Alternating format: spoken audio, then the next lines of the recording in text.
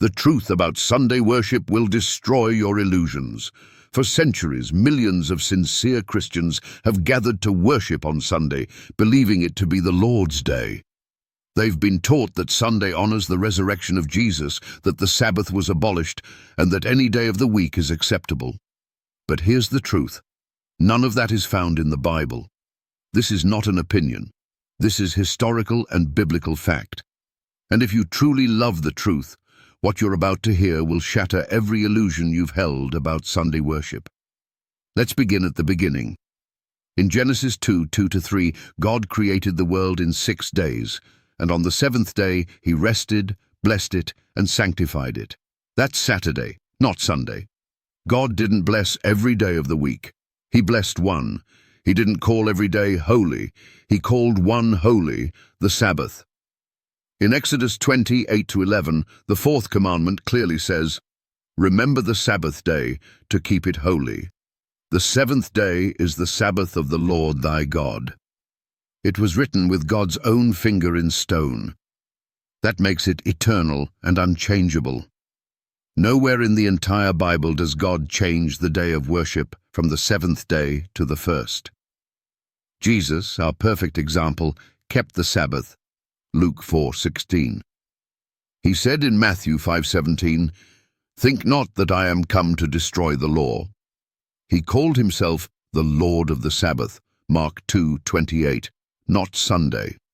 Even after his resurrection, the apostles continued to keep the Sabbath. Acts 17:2 says it was Paul's custom to worship on the Sabbath. Acts 18:4 says he reasoned in the synagogue every Sabbath. So where did Sunday worship come from? Not the Bible, not Jesus, not the apostles. It came from Rome. In 321 AD, Roman Emperor Constantine, a pagan sun worshipper, issued the first civil Sunday law. It declared, "On the venerable day of the sun, let all people rest." He wasn't honoring the resurrection of Christ. He was merging paganism with Christianity. Later, the Roman Catholic Church took full credit for changing the day of worship from Sabbath to Sunday. In their own words, the Church transferred the observance from Saturday to Sunday. Convert's Catechism of Catholic Doctrine. Sunday is our mark of authority. The Church is above the Bible.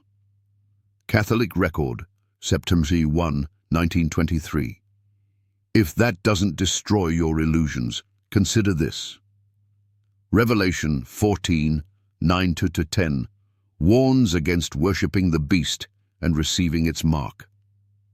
The issue in the end times is worship, true versus false.